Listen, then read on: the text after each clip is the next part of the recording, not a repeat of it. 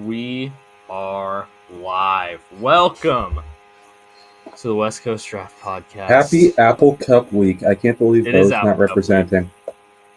Oh, I didn't even think about that. You know what? I should be wearing a Jake Browning jersey because I got one. Hey! Yay! Kill me. Apple Cup what? Hey, Jake Browning never lost an Apple Cup. That's true. Jake Browning never lost to no Cougs. Jake Browning never lost. Should I go get my jersey? Do it. I should, honestly. I'll hold the fort. I'll hold the fort. All right, hold down the fort. I'll be back. Right back. It is officially Apple Cup week, Coug week. I think they're going to absolutely. I mean, we'll just talk about that pick now. I think they're absolutely going to throttle them, especially after losing North Texas. They will not be able to stop Jonah Coleman. It's going to be ugly. And there's a chance that they might be extra motivated, so maybe the first quarter, first half might be tight, but down the stretch, they're not going to stop Jonah or our O-line. Their defense is quite small. They play pretty hard. Their defense, I'd say, is probably better than their offense. Well, maybe not after last week, putting up 54, letting North Texas put up 42.5, but I think their defense is a little better. They're actively having a quarterback competition right now, which is never a good sign. It's kind of like a player meeting thing. Because the guy that everyone thought would start hasn't played hardly at all. Zevi Eckhouse was supposed to start. It's been Jackson Potter and the freshman whose name I forget. So that's kind of interesting. But first time in a bit since we've been out to Pullman, which will be cool. I'll be watching it. I got my Saturdays off. And it'll be fun. I think Takario Davis probably isn't playing though on Saturday. Hey! I always forget how huge his jersey is on me. It is pretty big. Well, that's okay, because I'm repping now. I'm repping Bengals and Huskies at the same time. I'd love to catch an Apple Cup in Pullman. Honestly, yeah, I've never even been to Pullman. So I've been. I took a tour at Wazoo, and they have a creamery on campus that's where they make the Cougar Gold and their ice cream, which is whole milk ice cream, and it's probably the best ice cream I've ever had. It was a cookie dough. I'm a sucker for cookie dough ice creams, and it was incredible. It was incredible, and I love Cougar Gold. You know, I was never a big fan of family Thanksgivings or Christmases. You know, my extended family are big wine people, and they always have they had charcuterie boards before they were cool, you know. So they always had a bunch of kinds of cheeses, and I was never too into them. But then I started drinking wine. I was like, "Ooh, this does work. This does work together." I love like a nice salty Parmesan. I have this. There's this cheese at brand I really like. It's a Drunken Goat.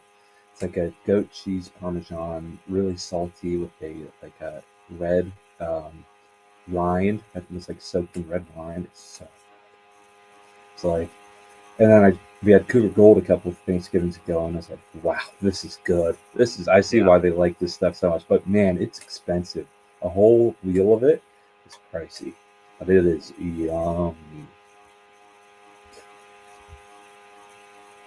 I've never even been to Pullman, but oh, I see you there, buddy. You know, Pullman is very Windows background, like Windows XP backgroundy. If you know what I'm saying. No, that's not bad. I think Windows XP backgrounds are nice. It's a cool trip, but I feel like I would get bored of it pretty quick. Because we're so spoiled as West Coasters, you know, with beautiful scenery. Right. It's quite flat. Oh, yeah. The Palouse is pretty cool, but like when the cool thing to do when you're in Pullman is to go to Moscow, Idaho on the weekends, it's like, I don't know. Yeah, definitely. West Coast scenery is just the best, man. And I'll say this. I mean, not that I've spent a ton of time in Texas, but I've visited. Here, like in Arizona, for example, people think, "Oh, it's all desert," and look anywhere around you, and you have a beautiful view. It was beautiful in Tucson when I went there. It was that hike we took up to that place. It's so gorgeous. Phoenix is pretty flat. Phoenix is pretty flat. But that was great. I'll say this about when I was in New Orleans and Texas for the Sugar Bowl and CFB. I was like, damn, I really am pretty spoiled. Yeah, no, because Texas is so flat. And like the entire East Coast is industrialized. Like, they cut down all the trees. Yeah, other than the Appalachian Mountains, it's like, which is That's why every cryptid in the world lives in the Appalachian Mountains. Man, I mean, it's like one of the oldest mountain ranges in the world. They've had a lot of time to get all freaky up there. Oh yeah, no, it's so funny because I went down a YouTube rabbit hole as I tend to do, and the horror stories that come out of the Appalachian Mountains are crazy. It's all the but then you think moonshine. about it, It's all the because, like, moonshine. that's true. But then I think about it, and a lot of the time I'm like, the East Coast is either big city or Appalachian Mountains. So of course they're gonna think that shit's like that. I think once you get up to like, if you get north of Boston, I think it's pretty nice. That's okay. Yeah, that's true. That new, yeah. But here on the West Coast, it's like we have pockets of city, but a lot of wilderness. Oh yeah. So Well, it's not like a weird thing. It's interesting because like for most of my life, probably until all the way through high school, the only vacations I took were to Michigan, and we did the drive there many times. And like other than going through Montana, it's quite like there's a, and then like maybe like Minnesota and Wisconsin, although there's parts of that are pretty nice. Mm-hmm. It's a gorgeous drive. I mean, going through going through the Rockies is beautiful. Once you pass the Rockies, it's pretty boring, but then you get to the Badlands in North Dakota. Beautiful. I don't know if you've ever been there, but it is so cool. The Badlands are beautiful. Wisconsin and Minnesota have some cool lakes that are a bunch of trees around them. It's a pretty cool aesthetic. And then Upper Michigan's beautiful. Beautiful. I've never been to the UP. I've been to Ann Arbor. You gotta go to the UP, man. It's very. The hills aren't as drastic as the Pacific Northwest with our mountains. But there's some mountains that, like the Lake Superior is like an ocean up there, man. It's really cool. Yeah. Very nice. I'm trying to think, where have I been on east of the Rockies. So I've been to Chicago. Chicago's a nice city. I like Chicago. I haven't. Well, okay. I like the idea of Chicago. I've never been. It's a beautiful city. It really is. It really is. I don't think I could live there because it gets freaking cold, but it's a beautiful city. Then from there, drove to Ann Arbor. Mm-hmm. This was all for college students, by the way. Drove to Ann Arbor. Not a great drive. Not a great drive. It's pretty late. It's all flat. Yeah. Then drove from Ann Arbor to Columbus, the Ohio State University, which was actually the second school I would have gone to if I didn't get into Washington. Mm-hmm. You could have worked under Urban Meyer. That would have been fun. Yeah. Oh boy, there have been some stories for that, I'm sure. But then there wouldn't be a West Coast Draft podcast. Yeah. And I'd be a big Ohio State guy, which would mean I'd have. You'd have a natty. You'd have a natty. I would have never left. So I'd have a ring right now. But anyways, let's see. What was the so from Columbus, the drive from Ann Arbor to Columbus was also brutal. Just all flat, boring. I bet. Then we drove to Chapel Hill, and I gotta say, the Appalachian Mountains. I know I just made jokes about the Appalachian Mountains being the freakiest place ever. They are so beautiful. I bet. They are beautiful. Like, cause like you'll be going through like this canyon, and then you'll come across this stream, and it's like, like you literally feel like you are like, how would I describe it?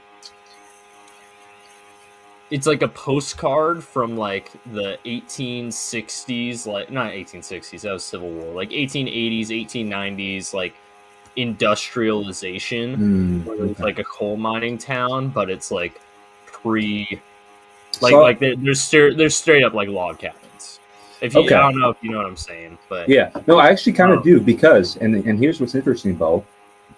I think you might feel similarly about Upper Michigan, because their boom times, like 1890s, 1900s, big copper mining industry. So there's a ton of abandoned mining infrastructure, mine hoists, stamp mills.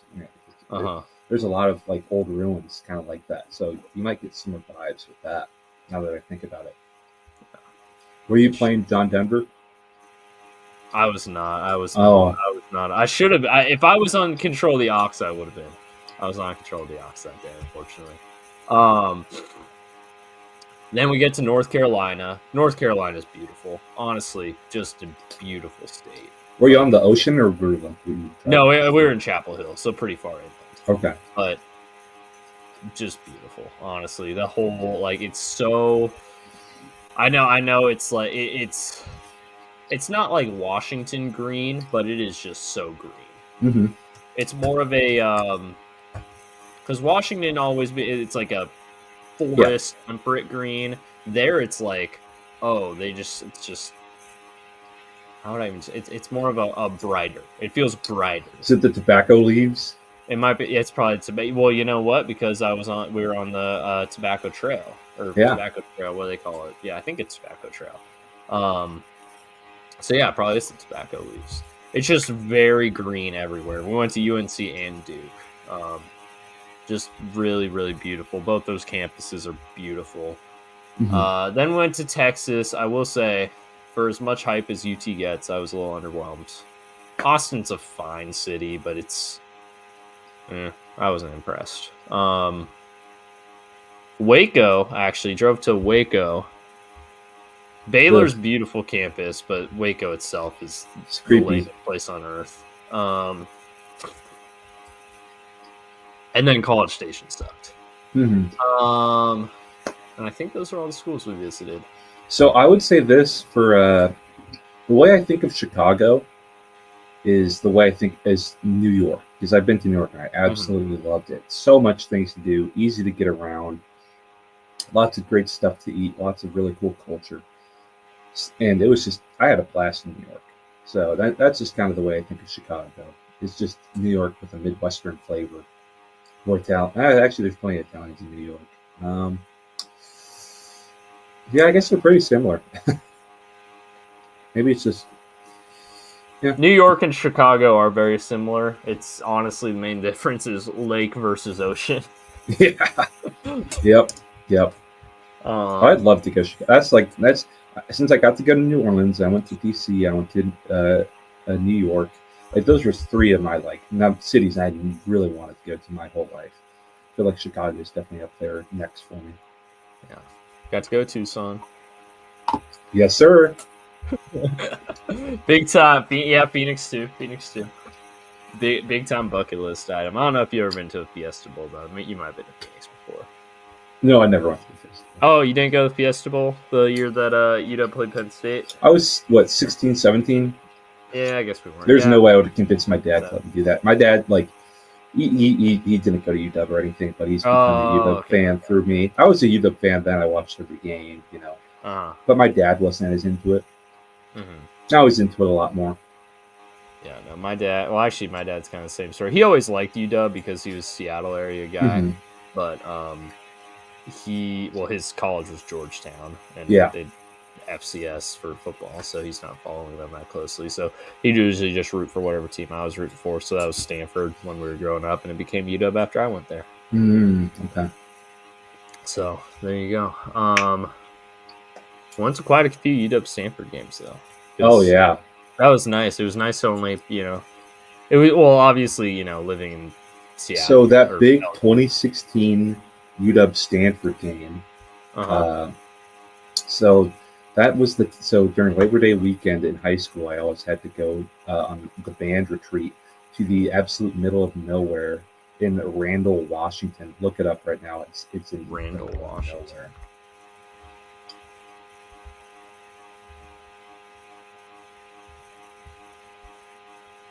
Oh, I spelled it wrong. Okay. Small town in eastern Lewis County. A place is small when its Wikipedia entry is small town. Yeah, middle of nowhere. Wow, yeah, holy cow. No cell service. It's the part of Washington no one ever talks about. Yep. No cell service in this World War II era built Cispus Learning Center is what it was called. No, it's quite beautiful, but it sucked. It sucked. 3-day marching was horrible. It was just boring as hell. And the food was horrible. And sad. Oh, go ahead, sorry. But so the band director was a big Husky fan and had access to the Wi-Fi. And the only way I knew how that game was going is I'd ask him for updates during water breaks.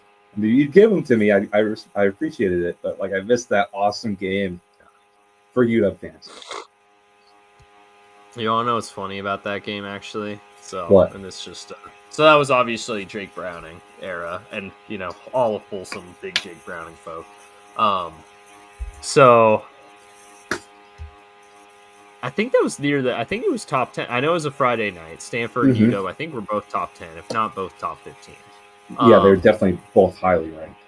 Yes. My dad skipped my high school game because his buddy got tickets to that game, so they flew up and watched it. Oh my god! He was there. He was there. I'm jealous of your dad. No, honestly, and you know what? I make jokes about it. I would have done the same thing. I get it. But yeah, no, that was a crazy. I remember just like once I finally got cell service on the bus ride back, I was like, I need to see what happened. Oh yeah, that Washington team was fun that year, man. Hey, but they never won a playoff game. Nope. Penix did. Imagine that defense. Hey. Go ahead. In the year 2025, Washington and Oregon have the same number of starting quarterbacks in the NFL. Let's go. Not by design for Jake Browning, but that's okay. Shoot, what was I going to say? Imagine that 2016 defense with the 2023 offense. Oh man, it would have been unstoppable. Honestly, just imagine. I mean, I love Jake Browning. Don't get me wrong, but just imagine like the 2016 offense with even Michael Penix. Yeah, I mean, John Ross was insane. Years old at the time. Never mind. I trust Tampa Tech MPJ. Yeah. Over Jake the Snake Browning? How could you? That's my quarterback you're talking about. And he was your quarterback before he was mine, so I can't even argue. He was my quarterback. He's been my quarterback since like 2011. Yep. No, 2012 because he wasn't. Let's see, 2012. Yeah, 2012. So I can't even claim him as long as you can. Yep. It's different. This is the Jake Browning hive right here. I was born to wear this jersey. Hey, I support it. I respect it. Nothing but respect. See, shout out to friend of the pod, Matt Ing, wanted to kill Jake Browning during that Utah UW Pac-12 title game.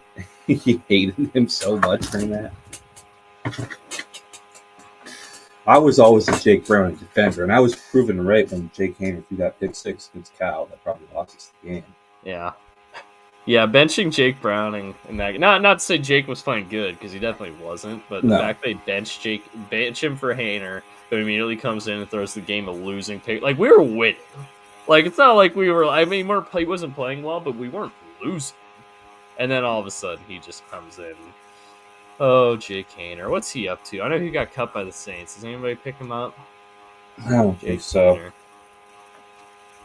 Jake Haener. Nope, he's still in the Saints. Maybe he got practice squad. Let's see. Professional career. Never mind. Oh yeah, he was signed to the practice squad the next day.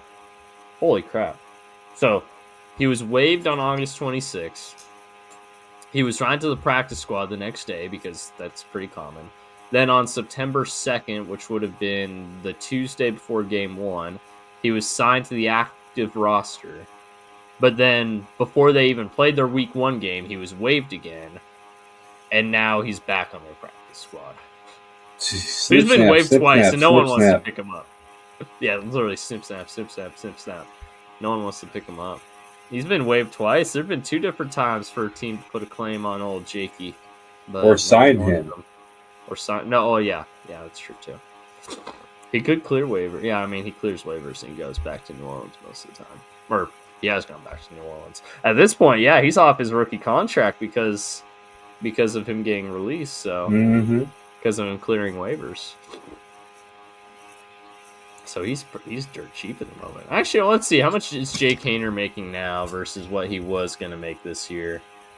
Jake Haener contract. Here we go. Spot track.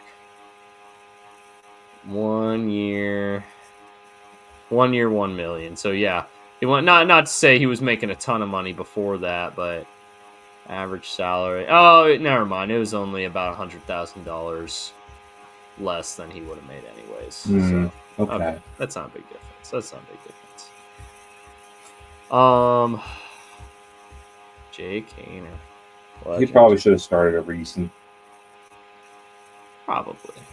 But it's kind of funny that Haener was relevant in like the college football and NFL world like after Easton. I know. 4 years after Easton too, because like think Easton was 3 years because Easton was in the 2020 draft. Haener was in the 2023 draft. It's just kind of funny to think about the differences there. Now, granted, never forget the room full of Jakes. Easton, Sermon, Browning, Easton, yep. Sermon, Haener. And Sermon. I forgot about Sermon, yep. All right, should we finally get into it? What are we, 20 minutes in? 20 minutes in. Hey, that's a sidetrack podcast right there. Mm-hmm. Don't forget Colson Yankoff, who's currently a fullback for the Commanders. Yeah, that's right. Legend, man. All right. Let's get into it. Week 3, college football. I'll vent about my NFL frustrations on Thursday, but he's got plenty. But hey, they're 2-0. Every event I could come up with, I've got the disclaimer, but hey, we're 2-0. I hate being a Bengals fan. Okay. So first game to talk about. We're not talking about NC State Wake Forest. Do you want to talk about NC State Wake Forest? No, we can. No, I mean we can. It's an ACC game. Me neither. Yeah, this is the same time as Packers Commanders, so there was a better game on. There was. Getting to Friday slate, I have nothing to say about Indiana State. No. Like I created a banner because it was a ranked game, but I have nothing to say about it. Indiana play a real team. Yeah, they haven't yet. They play Illinois this week. There you go. That's a real team. I don't know who I want to lose more. I guess we'll get to that later. Arizona K-State. I got thoughts on this was so Colorado Houston. Okay. Yeah, I didn't watch much Colorado Houston, so go ahead. Man, that freaking Pillsbury Doughboy that Colorado's got starting for him. Jeez. They are not a good team. They are a bad team. That's what happens when his sons leave. I'm counting Travis. Are they? They're 1-2, right? They. I know they lost to Tech. Okay, but they beat Delaware, so who cares, right? That's a tough schedule. Jeez. Let's see. What better you got? I didn't really look. Wyoming. Okay. BYU, TCU, Iowa State, Utah, Arizona State. Ooh. That's West Virginia. West Virginia is tough too. No, they're bad. Too. They just killed Pitt or they didn't kill Pitt, but they beat Pitt the other day. Yeah, but it's Pitt. I think Ohio might just be a little competitive. They were giving Ohio State a run for their money for a bit in that game. K-State's terrible though. K-State's awful. Yeah, right. Houston. Floor's yours, buddy, for K-State, Arizona.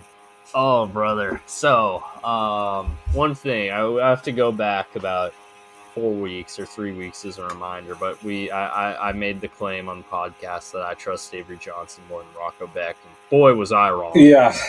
That old takes exposed me on that one. I don't care. That was terrible. Avery Johnson is one of the worst quarterbacks in all P5. He is horrible. The only reason this game was even competitive was a 5-minute period at the start of the second half where K-State got a 75-yard touchdown run, followed by a 3-and-out, followed by a blocked punt, followed by basically a walk-in touchdown by K-State. It went from 17-3 all Arizona, where Arizona was literally like quadrupling them in yardage, to 17-17 out of nowhere. And then Arizona just could not finish in the red zone. Like, they drive the ball. And I think if you look at the total yardage in this game, let me pull it up here, actually. I think Arizona still finished way, way ahead of them. Yeah, look at Mahdi got 189 yards on the ground. Yeah, 412 to 193. Turnovers hurt them. 21 first downs. Or never mind, this is turnovers in favor of. So they won the turnover battle, killed them in first downs. Penalties, they were super undisciplined. So that was one thing that definitely helped K-State stay in it as well. 0 for 4 on fourth down. Woof. Yeah, no. So and look at that time of possession. Look at that time of possession. Arizona dominated this game if it wasn't for like a weird hiccup. Yeah, here, right at the start of the third quarter is when that was a really goofy running play too. Yeah, so they won. They should have won by a lot more. They get this week off to prep for Iowa State. We'll see. That's gonna be a tough one. But they're I would say this, and if they can pull off an upset in Ames, they should be. Yeah. So Fafita, year 2 and more of a spread system, right, versus the pro style underzone stuff. Looks a lot more comfortable being more of a point guard distributing. Yes. And it's looking good. Yeah. No, I think Fafita looks way more comfortable this year than he did last year. I also just think Dino Babers is a terrorist. Horrible offense coordinator. K-State, you guys are absolutely cooked, man. You guys suck. I mean, not that a bunch of K-State fans are listening to this, but they suck. They're so bad. They're not going to go 0-12 because obviously they already beat North Dakota barely. But if they were playing an all FBS schedule, they would be on 0-12 watch. I think. I don't see Oklahoma State maybe. Colorado maybe. Kansas maybe. I'd say Colorado State Oklahoma State and Colorado. No, I think Kansas. At least Kansas competitive. I think Oklahoma Chris State Kleiman. And Colorado are the only shots. I think Chris Kleiman could end up retiring after the season. He's got health problems, and this ain't going well. Well, and why would he stick around if they're at best 3-9 and losing? Yeah. And by the way, too, they've got a lot of talent that's leaving for the draft this year. Like they were, like this was going to be like sort of an all-in year. That's why they're ranked so high at the beginning of the year. But they suck. I don't know what happened to Avery Johnson, man. I don't know what happened to him. No, this year's K-State team reminds me a lot of last year's U of A team, minus the coaching change, which obviously was a big factor for U of A. But just like coming into the season ranked and just the vibes. That's a good call. Just so bad early on. Might be close to FSU, especially with that Ireland loss. Oh yeah, good point. That's a great point. Yeah, K-State this year is Florida State last year. Barely scraping by FCS teams. Probably gonna finish 2-10 or 3-9. Yeah, that's a good comp. And speaking of losing to bad teams, or not bad teams, but lower teams, UCLA getting whooped by New Mexico. Oh man, they got destroyed. Shout out Matt Ents. Okay. You're getting a job this year. Yeah, but who's not getting a job is Deshaun Foster. Jed Fish is taking the UCLA job. Oh yeah.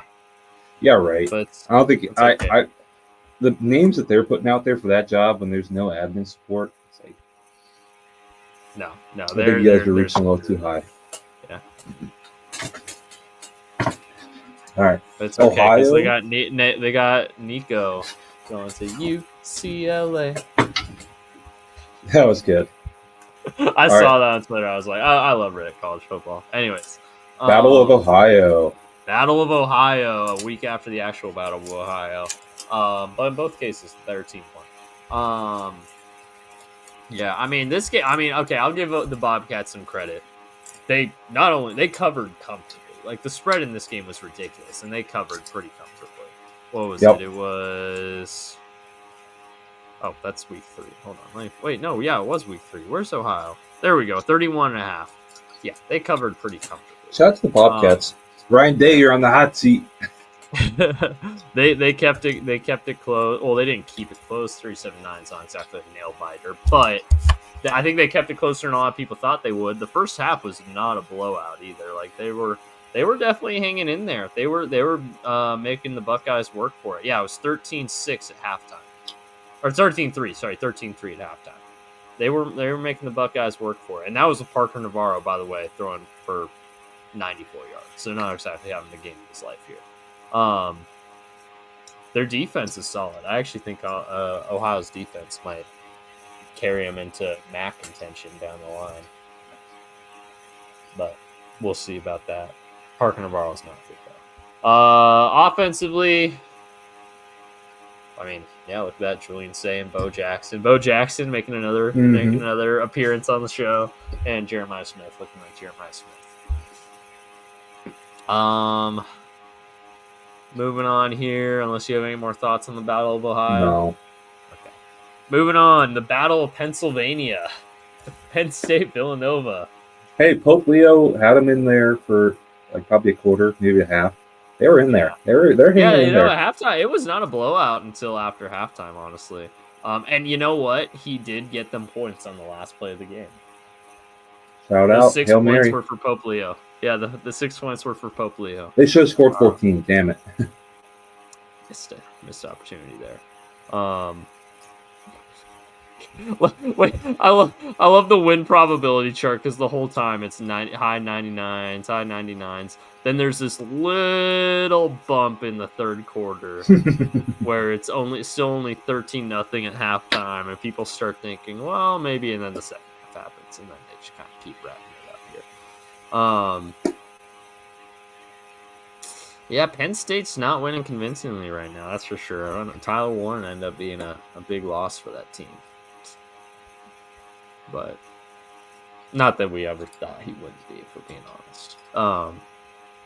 I mean, their entire offense was Tyler Warren last year, if you watched any Penn State games. Yeah. And Nick Singleton, I guess. Nick Singleton also had a nice year. But he's not even their leading rusher right now. So, moving on to SEC play. Again, we're starting to get more conference games. We're starting to get to that time of the year. Florida, LSU. LSU...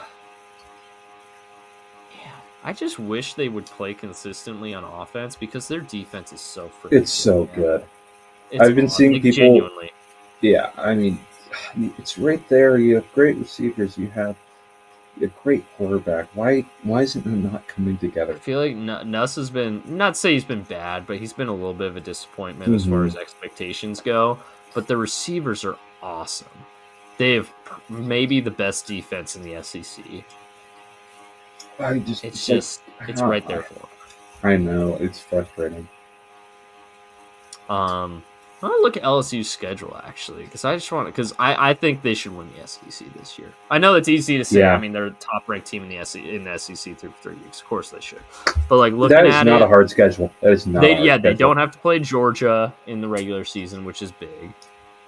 Ole Miss is not what they once were. South Carolina's looking rough, and now that Sellers might be out for a bit. Vanderbilt's tough, but I'm not thinking they're going to lose that one. A&M's, I still don't believe in A&M. I'm sorry. Alabama's not what they once were, obviously. What is this ranking? Alabama's not number 14 in the country. What are these rankings? That darn lady's screwing them up. Yeah, right? No, I know for a fact Alabama's not 14 in the country right now. Wait, are they? There's no way. I'm sorry. There's no way they're already back to 14. I need to check this. Oh my God, they're already back to 14. After playing Wisconsin and ULM. Nice job. Goodness gracious. It's okay. When they go 6-6, it'll be fine. How are they already back to 14? They suck. Goodness gracious. I'm sorry. I just realized they're back at 14 and I'm ugh. How are they in Tennessee? Like, I know Tennessee lost, but like that's stupid. That's so dumb. I'm sorry. That's dumb. Anyways, yeah, Arkansas, Western Kentucky, Oklahoma's gonna be tough. Honestly, the toughest game on the schedule is probably Oklahoma. If they can go into that'll be a tough game. That'll be a tough game. That will be. But if they can go into Norman and win, they should be undefeated regular season. Not to say going into Tuscaloosa will be easy, though. To be fair, that won't be easy, but they should win. But we'll see. But like I said, I think they've got the best defense in the South for sure. I just need Nussmeier to put it together, man. Like honestly, like the pieces are all there.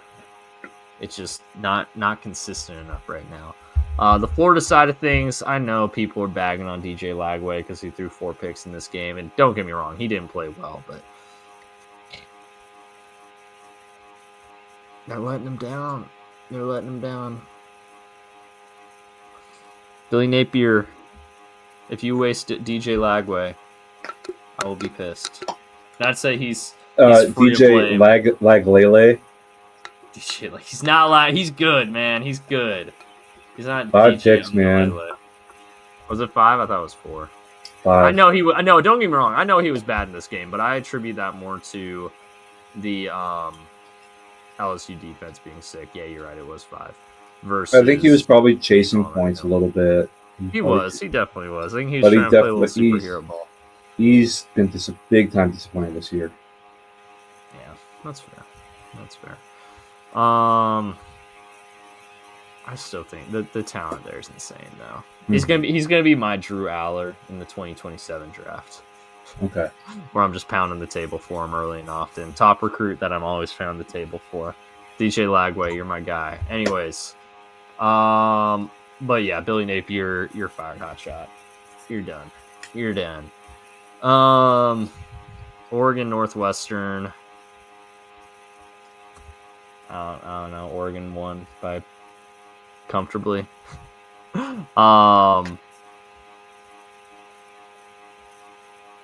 Only winning by 20, I will say, is a little bit of a letdown after what they did in week 1 and 2. But also traveling to Chicago, it's not necessarily easy, so I'm not necessarily like freaking out about this one if I'm the Ducks. I think people are definitely overhyping the Ducks a little bit. Oh, don't get me wrong. I don't think they should be. I think, what are they now? They're 6. So they actually dropped 2 spots on the rankings after this game, mostly because of what I think Miami and Georgia did. I think they moved Miami and Georgia ahead of them. I guess I got the rankings right in front of me. I could confirm that they moved Miami and Georgia ahead of them, which I think is fair. After this week, they both beat ranked teams. Northwestern is awful this year too. Right. So if I'm Oregon, I'm honestly probably a little disappointed in the performance here, but I mean they won. You can only be so disappointed in a win, right? Mm-hmm. South Florida and Miami. There goes the Bulls hype train. Miami, freaking. I mean, it's early season Mario Cristobal. Of course, they're gonna be buzzsaws. Let's wait till Miami plays a real team. Hold on, I want to see who. What's their upcoming? What's their schedule look like here? Game day. Florida State. That would be fun. Yeah. And then the rest is a cakewalk. Oh yeah, if they get through Florida, holy crap! Yeah, if they get through Florida State, they're going under. They're gonna drop something. I'm telling you, man. They always do. At SMU, maybe. At Pitt, maybe just as a major letdown game. That's happened before. Remember Clemson? Yeah, that's true. Stanford. Hey, Stanford got a win. Frank Reich, first win of your college coaching career. Shout out Frank. Shout out Andrew Luck. First win as a GM. You've earned it, man. Boston College, woof. That's rough. If you're an FBS team in the year 2025, if you're an ACC team in the year 2025, you should not be losing to the Stanford Cardinal. I'm sorry. No. Let's see. Yeah, the USF hype train is unfortunately dead. Is Carson back on the comeback train? Comeback player of the year. Honestly, if he does go on him, I'm not a believer in Sid the Slop. No, we're going to be talking about him in. I know we're going to be talking about him in February and March and April, though. I just know it. I know NFL teams probably like things, but he's going to have an awful draft interview season, I bet, and background checks come about the nose clams, as Frank Reynolds would say. Hey, man, that's why he's in Miami. Oh, yeah. I need to change the banner. Here we go. Yeah, but unfortunate for the South Florida hype train. I think it got mercifully put out of its misery, I should say. And Hey, they can still run the table and they'll be back. they can still run the table. They can still be the Honestly, 2 losses, G5. and I think they should be in. Let's see. So that means they can only trip up one more time. Oh my God, they got this. This should be okay. Memphis, They should be okay, but G5 games are weird. Memphis is their only one. Memphis are in Navy. Are the only tricky ones left. Look at that though. SC State, Charlotte, FAU, UTSA, UAB, and Rice. Yeah. No, they should be 2 okay. flexbone teams out of the last 3. Interesting. That's true. But yeah, this should be fine. Let's see. What's next here? Oh, game of the week, Georgia, Tennessee. This game was awesome. It's such a great game, man. This was so fun. I'm really pissed that Tennessee lost, though. Stop playing for the frickin' field goal. I'm sorry. It's so dumb. Especially in college, when kickers suck. You play for the field goal, you will lose. You're playing risky. You're asking to lose. You do not have Brandon Aubrey trotting out for you, Tennessee. I'm sorry. You wasted a beautiful Joey Aguilar game. I feel terrible for that fan base. Josh Heupel, obviously you're not in the hot seat or anything like that, but holy crap, you mismanaged the hell out of the end of this game. Absolutely deserved to lose for that reason. Yeah, no faith at all in college kickers ever. And if you ever have faith in college kickers, I'm sorry. I got a bridge to sell you. Yeah, right. I got waterfront property in Arizona to sell you. Georgia, I mean, great job. I mean, rallying in this one. Obviously, I think when it was 21-7, I was like, oh man, Tennessee's going to run away with this. Georgia's defense can't buy a stop. Yeah. Tennessee's just all over them, and they really, really rallied in this one. Both sides of the ball played well down the stretch. Those last few drives from both sides were so fun to watch. Oh, it was cinema. This was an awesome week 3 game. It was. No, I wish Tennessee. Try to be unbiased here. I wish Tennessee would have won just for the upset factor. But either way, awesome game. Josh Heupel, if you ever play for a field goal again, your ass is grass. I'm sorry. Ridiculous. Stop playing for field goals. This also applies to you, Zach Taylor. But hey, actually, to Zach Taylor's credit, they talked to him in the post-game press conference. And he was like, yeah, we're never playing for a field goal. We're going to score a touchdown. Which, good for you, man. You learned from the Ravens game last year that you screwed up. Too bad. We'll talk about that on Thursday. Let's see. UTEP, Texas. I have no real takeaways from this one. Oh, wait, no, I do. Arch Manning still sucks. Oh, God. He's terrible. And I know people, he's hurt. I mean, he probably. He also might be bad. Yeah, don't play. You're Texas. I'm sure you've got a great backup quarterback. Let's be real. No, remember last when I was like, I thought it was UTSA, not UTEP. They covered.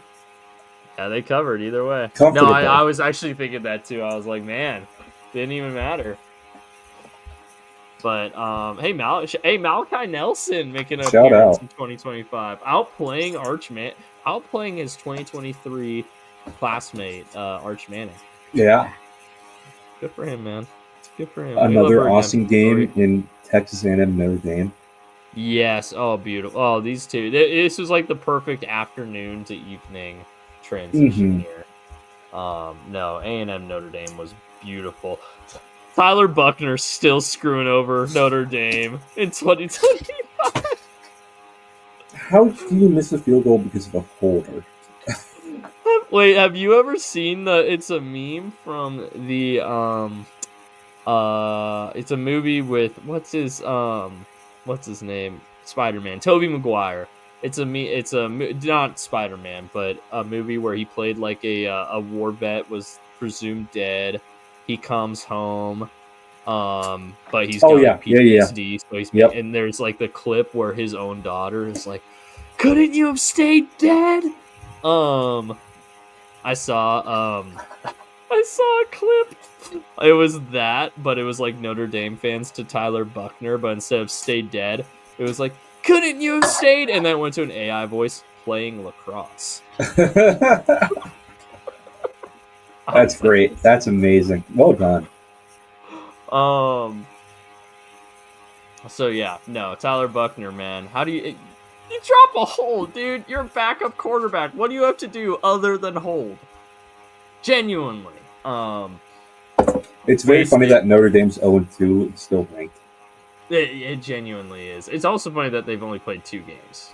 I know that's not, like we're going into week 4 and they played 2 games. They're 0-2. It's so funny to me. A&M, man, I still don't believe in them, but they keep winning. We're gonna have to get to the point soon where I start believing. Maybe we'll see. I never trust A&M. Yeah, me neither. I mean, not with not under the Jimbo tree. Not period. Honestly, they've never been that good. Excuse me.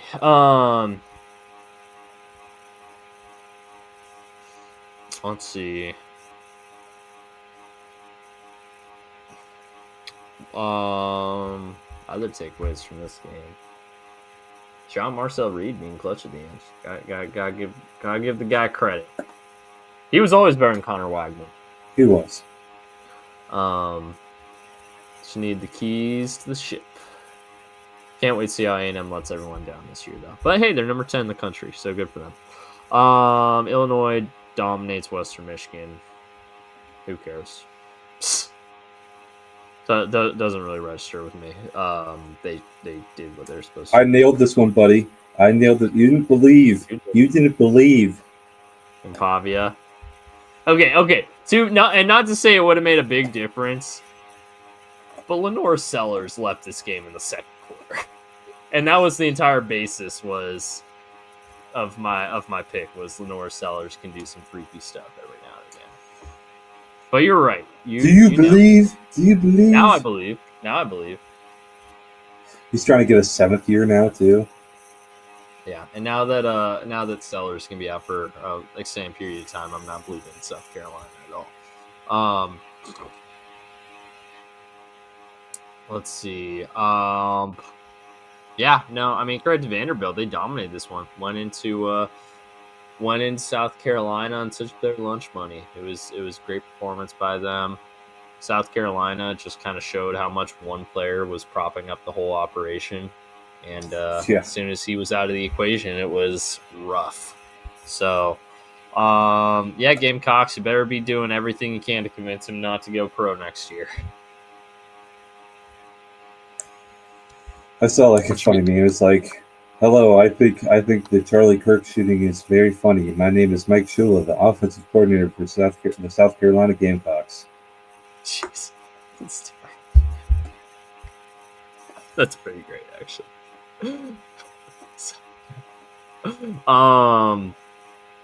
Just like so many disappointing quarterbacks, but you know who's not a disappointing quarterback? Who's that? Not Kate Klubnik. No, he's very disappointing. Well, if you had expectations for him, I said not. Just who? I said. Oh well, yeah. I did a double negative. I did a double negative. Oh, not. Oh, okay. I didn't for a second. Okay. I was trying to throw you off. You got me there. Never a doubt here as well. Wait. Okay, I got you. Okay. Never a doubt. You didn't believe in this one either, buddy. No, I said Georgia Tech. I picked Georgia Tech. Oh, okay. Okay, never mind. I picked Georgia Tech. Call me a hater. I picked Georgia Tech. I haven't believed in Clemson since they barely beat Troy. No, Clemson wasting a great defense. Really are. Peter Woods and TJ Parker, get out of there. Go pro.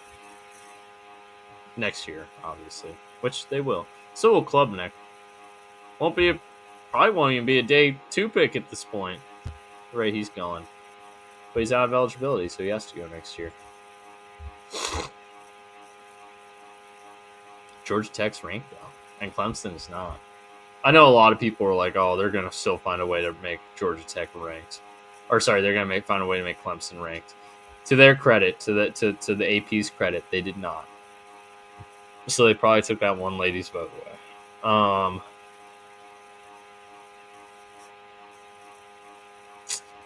Let's see. Who else? OU went to Temple, took care of business. Oh, do you know the funny reason? So I learned what the reason why they went to Temple. Oh, yeah. Was this was scheduled. It was a home, and home. So 2 home games for Oklahoma, 1 away. It was scheduled when Matt Rule was the head coach. I was gonna say it must have been when Temple was when they were competitive, exactly, and they were trying to get big games. Well, that's like 15 years ago. Yeah, Matt Rule's at Baylor in like 2017, so this must have been scheduled in like at least 2016, not like the earliest or the latest. And their first game of the series was in 24, so goodness gracious, Illinois. They scheduled this at least 8 years in advance. Thoughts on the Illinois? I have fears that they are just another Big Ten West team, if you know what I'm trying to say about that, Ben. I believe in everything but Luke Altmaier. I hope to be proven wrong. I think he's a total gamer. You know, he's tough, he's feisty, but I don't know if he's the complete package to compete with the upper echelon of Big Ten teams. I think they got a good defense, not as good as past years. You know, they lost their stud running back to the portal, but I still think they're pretty damn good. I think UW beats them when they come to Seattle. I think it'll be a fun one now. I like the Illini, actually. I think they've Brett Bielema,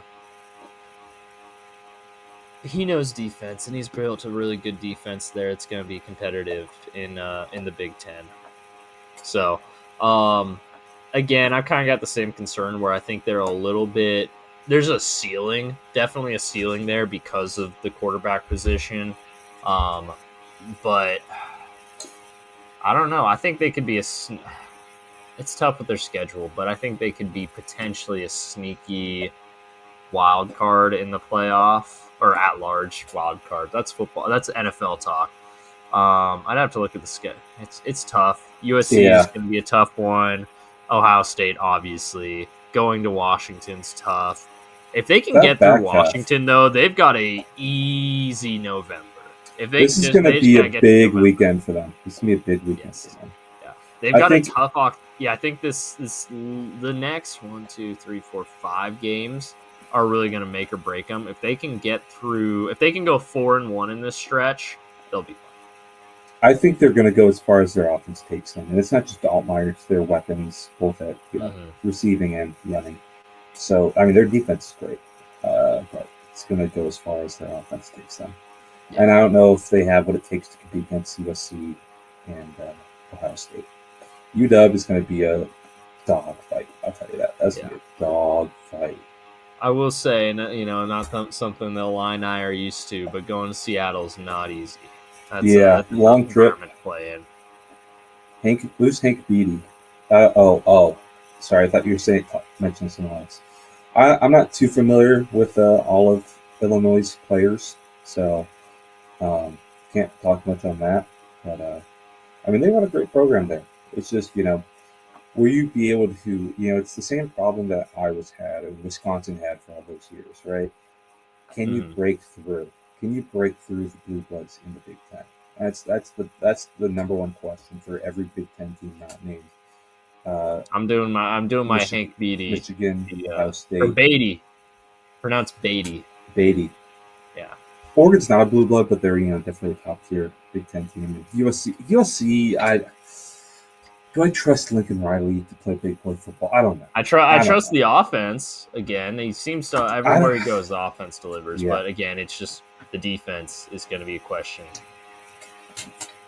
So yeah, if you can limit USC's offense, I think that's going to be a really interesting game. I think you have the ability to do so. That's a big strength on strength game for It SC is. and Illinois. It makes me think of, I mean, like, is that home or away? USC. That is in that's at Illinois. Okay, that's good news. That's good news because USC on the road last year was awful. They were. Maryland and Minnesota and Michigan did not play well. Mm-hmm. So I think that's a good draw. I think West Coast teams have had a lot of trouble going on the road in the Big Ten. Yeah, in the Big Ten in general, other than Oregon, they've been mostly fine. But even they struggled. I mean, they struggled. They didn't play probably up to their potential against Northwestern. Yeah, that's true. Yeah, no, actually, I'm looking at Hank Beatty's stats right now. He actually is kind of killing it. Yeah. What's he play? On the year, he's a receiver, so 19 catches for almost 300 yards and a touchdown already, averaging 15 yards per catch, almost 100 yards per game. Okay. You got my attention. Yeah. Hank Beatty, yeah, is he a true senior this year? Let's see, 2022, 12 games. Yeah, he's a true senior, so this is gonna be a guy we're talking about. What's his size? In the spring, he's not very well. He's 5'11", 185. Okay, so more of a burner then. Yeah. Interesting. Okay. But yeah, you have our attention, Hank Beatty. Shout out, friend of the pod, Cam Masters, Illinois. Yep, that's true. We know a Illini guy. That was a good question, though. We'll talk about the. Certainly, we're a little biased with our UW Penn State. I have zero faith in Aller. I watched a lot of Drew Aller this offseason because I was trying to get a read on UW. So we're UW fans. I don't know that, Ben. I was trying to get a read on Amari Evans, and I just came out of that film study incredibly frustrated with Drew Aller. It's all there and he doesn't put it together. He's a big-time underthrower on deep balls, which is dumb. And Andy Koltanecki's offense is too gimmicky for me. They have an awesome defense. They always do under James Franklin, but I think they get too cute on offensive Koltanecki. And it's fun to watch, but I don't think it's a winning brand of football. I think last year was their year. But, I mean, actually, no. Last year was their year. Maybe kind of with Abdul Carter, but I mean, you still got two great running backs. You should just focus more on the running game and getting crazy with unbalanced or some goofy stuff. I will say I've been a big Drew Aller guy since like the recruiting process. So the tools, I've always loved the tools, but he has not yet put it together. I think and you've seen the highs with him, obviously. Oh, yeah. I think towards the back end of last year, especially against Oregon in the Big Ten championship game, he was fantastic. Even though he blew it in the end. Yeah, that's true. The highs are very intriguing, but he hasn't put it together yet. But the tool, I mean, I still think, we can say whatever we want here. I still think he's going to get drafted in the first round next year because absolutely love with those tools. Those tools I love those tools. Don't get me wrong. He just frustrates me because he keeps underthrowing deep balls for no reason. And he's late. No, he's got the arm. He's got a sick arm. He just needs to let it rip. He's late on things, in my opinion. I think he's late to see things. Yeah, that might be it. Because just think about it mathematically. If you can throw a ball 50 yards, but you're or probably like closer to 70 yards. Yeah, you can throw a ball 70 yards, but if you throw it at 1 second later, that's all of a sudden the receiver's 15 yards further than he was a second ago. So it makes what's fun though is the Big Ten just totally wide open this year. I think it's totally wide open. It really is. This is not as good of an Oregon team as last year. They've been in a while. Yeah. Yes. This is not as good of an Oregon team as last year either. There's a lot of attrition. DeCorian Moore might be hurt now. There's a lot of fun teams. Illinois, Penn State, Oregon, Ohio State. I don't know about Michigan yet. I don't know how I feel about Underwood. Who else? I'm missing? Washington? Well, of course. I was going to save that for the end. Yeah, but That's fair.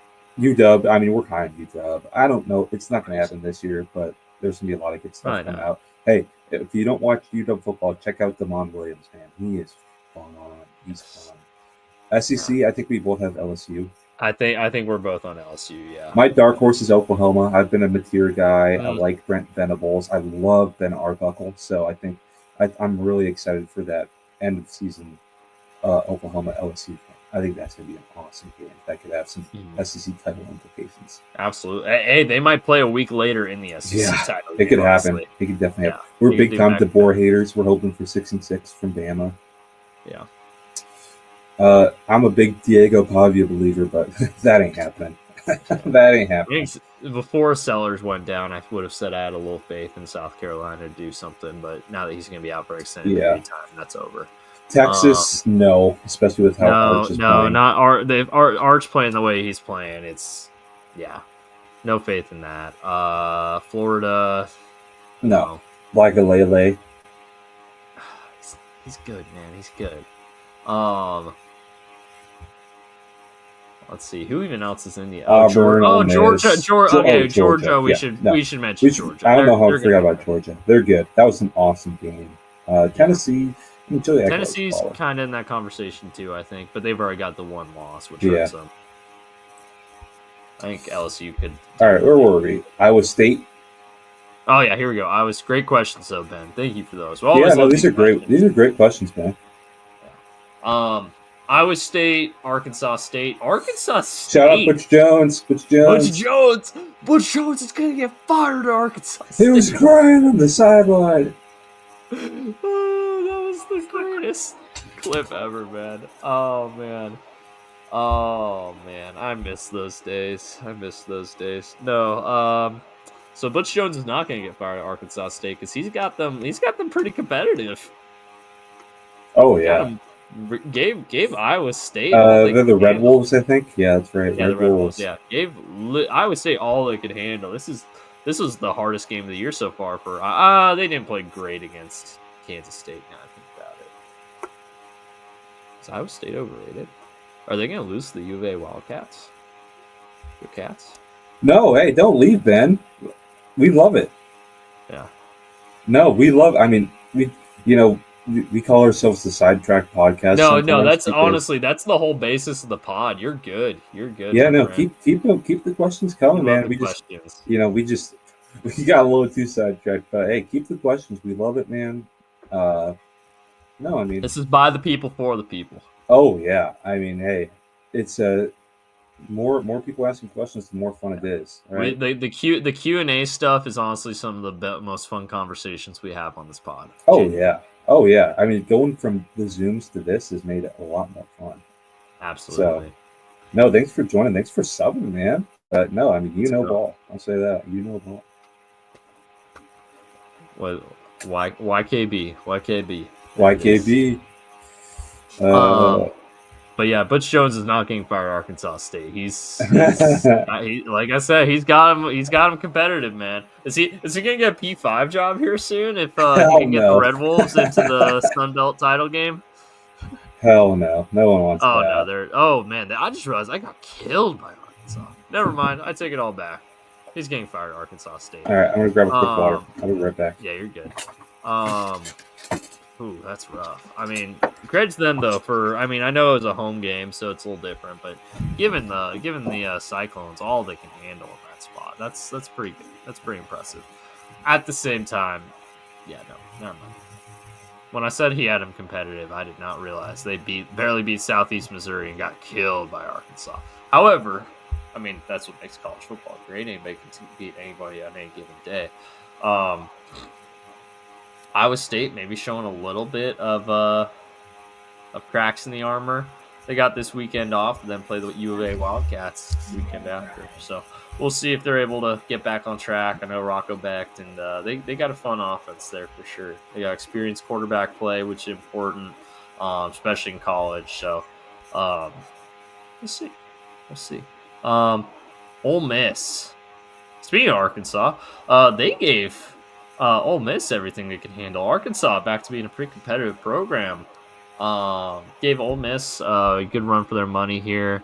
Ole Miss had score 41. Their defense is looking rough with all the losses they had, and with all the losses they had to the draft last year. That shouldn't be that much of a surprise. And Alter Nolan, Princely Mamilan, Chris Paul Jr. I mean, they've lost a ton on that side of the ball over the past couple of years. So really shouldn't be too surprised that their defense is struggling this much, especially because it's a how am I blanking on his name? Their coach. What? How am I blanking on his name? It's gonna be the most obvious one ever too. Hold on. This is embarrassing. Hold on. Ole Miss coach. Lane Kiffin. Duh. How did I blank on Lane Kiffin? One of the biggest personalities in college football. Completely forgot his name. Anyways. No, Ole Miss's offense is still rolling. Which again, Lane Kiffin, not surprised. Defensively, they're definitely struggling though. Like Taylon Green got 115 yards on the ground.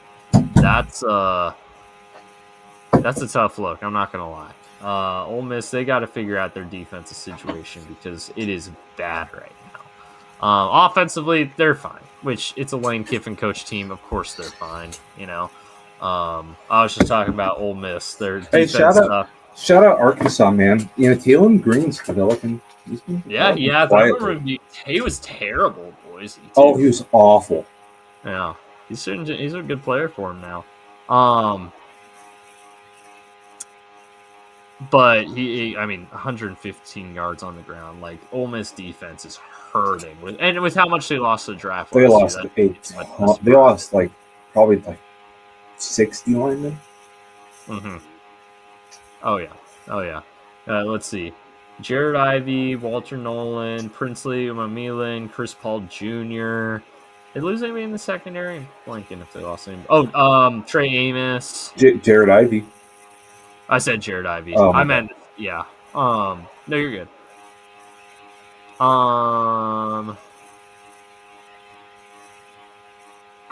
Yeah, no, honestly, like defensively, they're definitely struggling right now, but should be again too surprised by that at the moment. Well, we'll see. But yeah, Arkansas is a pretty competitive team, honestly. Sam Pittman always has them competitive. He just never wins. Yeah.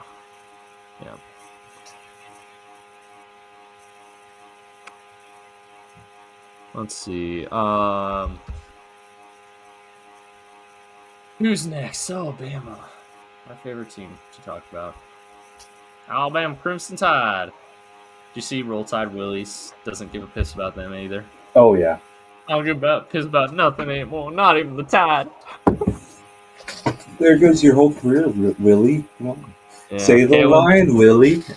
Kalen DeBoer killed Roll Tide Willie. Shot him in the head. Put him out to dry. Which is funny, Kalen DeBoer hasn't tweeted since before the 2024 season started. I know. For good reason, too. Yeah, for good reason. We were being pretty toxic in his replies. That's fair. I just love that he was liking Emily Taylor. Yep. Let's see if Food Court's been No, Food Court's still active. Food Court's all over. I'm gonna post that. You're the biggest GM in college football. Literally. Let's see here. Courtney Morgan. Here we go. Oh, did you see Jury and Dickey got the offer from that was funny as hell. What's his name? Brennan Marion. Sac State becoming the last chance at U of FCS. Yeah, look at that. He's still active. I just went to the latest tweet he made, and I said, "You're the biggest GM in CFB court." I wonder if you think it's a compliment. I'll see him retweet it. Yeah, retweet it. Right there. That one with the casino clip. Yeah. Let's see if it shows up for you. Yeah, biggest GM. There's already a like on it. Who's the? No way. Please be Courtney Morgan. Please be Courtney Morgan. Oh, some spam. Oh, lame.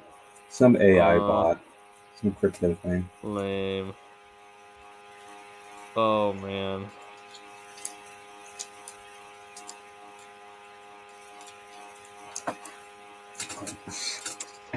Brutal. Brutal. I wish he liked it. Watch him retweet it tomorrow. Please Please. retweet it tomorrow. I know it's He's not going to catch it. It's 1 a.m. in Alabama. He's not going to catch it. I'm telling you right now. No, probably not. That's what makes it funny. He could retweet it thinking it's a compliment. Anyways, Utes and we didn't even talk about Alabama yet. I mean, they dominated, but Wisconsin sucks. So do we care? Yeah, no, they're horrible. Horrible team. Don't care. No, Luke Fickell, you should never left You're Cincinnati. on the hot seat, buddy. Yeah. Never should have left Cincinnati. He could have had a statue at Cincinnati. I know I joke about that, but I mean Cincinnati obviously a smaller program, but now that they're P5, I mean P4. He could have really built something there, and he left. And I mean, not to say Cincinnati's in a great spot right now, but yeah, Scott Satterfield. I think they'd both be better off if he would have just stayed. I think. Yeah, probably. Which I guess you'd say the same thing about DeBoer and Washington. Absolutely. I don't know. At least Fish is a better recruiting than DeBoer is. DeBoer would be better off at Washington, that's for sure. Oh yeah, like there's no saying that he keeps the same thing going. Yeah. If he stays, especially with how he was recruiting. Yeah. Utah smoked Wyoming there. Not too much surprise. Utah's pretty solid. Hey, I picked that one wrong. I'll own up to it. Laramie's a tough place to play, though. Yep. My bad. Oh, dang it. What am I doing here? There we go. We're back. Utah, they're a good squad this year. They got a tough one against Texas Tech this weekend. Speaking of which, Texas Tech smoked Oregon State, just absolutely clobbered them. What's Texas Tech averaging points-wise this year? I feel like every time I look at one of their games, they're in like the high 40s to like 60s. They're cooking, man. Joe McGuire's a good coach. He really is. He's a great recruiter too. There's something. I know it helps, but hey, he was recruiting well before NIL was a big thing too. Okay. But yeah, I mean, I know they're playing crap teams, but those point totals are enticing. Got a big one though. Utah, Texas Tech. That's be a good big one. That's a pretty easy schedule. Maybe they could be a CFB. Yeah, no, they should be. They could win the Big 12 this year, I think. When's the last time they won the Big 12? Maybe a leap year? Big 12. Maybe. Oh wait, no, they're mine. 2007, they were really good. When's the last time Texas Tech won the Big 12?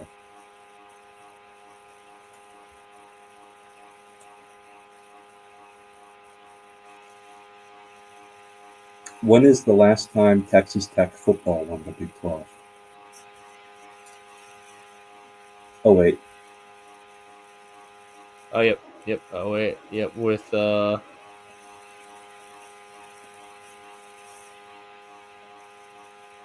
on, wait a second.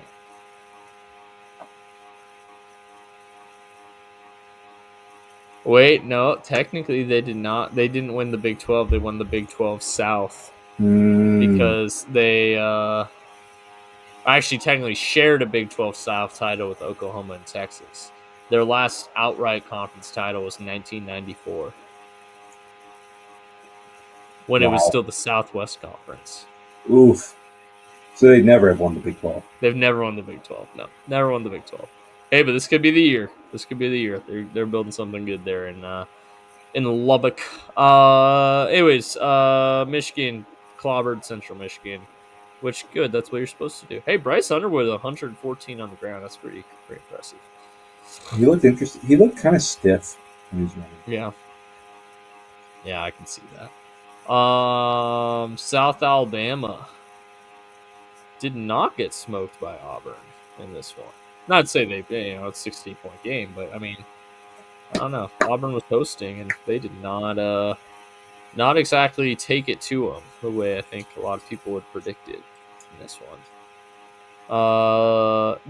Tulane. They hung with Tulane. South Alabama looks like they're solid G5. They hung with Tulane and They're a kind of well-ran program. Auburn. Yeah.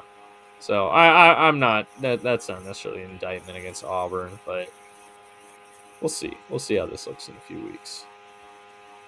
Hanging with Tulane's pretty good though. It is. And then Mizzou absolutely clobbered Louisiana, which I was dead wrong on. Beau Prabula, I believe in you now. Yeah, he's a baller. I should have always believed in you because you got a great name, but now I really believe in you. Yeah, I can't believe you weren't on that train soon. I mean, I was waiting for him to take over for my guy Drew at Penn State, but yeah, he decided not to. I wonder if Penn State would be like number 1 in the country if Beau Prabula and if he was playing well, which who knows. Technically, Drew Aller threw for 209, while Prabula only threw for 174. But when you win by 42 points, you're probably not having to air it out too often. In his defense. Other games on the week 3 schedule here.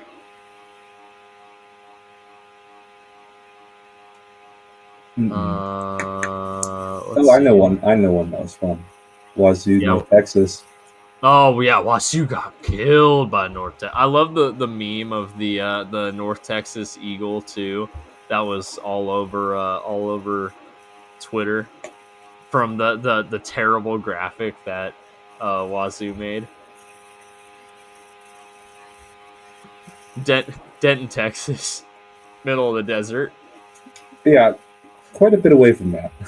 I feel like people do not realize that Texas. It's pretty diverse it's diverse geologically. Very diverse geologically, but also like even like the western parts closer to New Mexico. I mean, yeah, okay, western parts closer to like New Mexico, yeah, they can get kind of deserty, but East Texas is the South. Mm-hmm. It's not desert. It's all flat and green. I'm sorry. Wazoo dropped the ball with that one. And then they dropped the ball at this game. They sucked. SMU they won by 18, but they did not kill Missouri State the way they should have. Yeah. West Virginia, first game without Jaheim White, beat Pitt. Good for them in the backyard brawl. Let's see. Anything else here worth mentioning? Bowling Green beat Liberty. Good on them. Purdue hung in there with USC. They did. They kept it competitive. Shout out Barry Odom. Old Dominion smoked Virginia Tech. I know. Yeah, that's why he got him fired. Yep. Man, Virginia Tech. What a fall off for that program. They suck. It's a tough spot, right? The rise of Clemson really hurt Virginia programs. That's for sure. I just think I saw a tweet that was like, I hope I can find it. I might be able to find it here, but it was like order of who I'm calling. It was like a Virginia Tech account. Order of who I'm calling, and it was like Saban, Gruden, Beamer, Key at Georgia Tech, and there was one other. And then the top quote tweet was like, order of who's turning down the job. Saban, Gruden, Beamer. Just I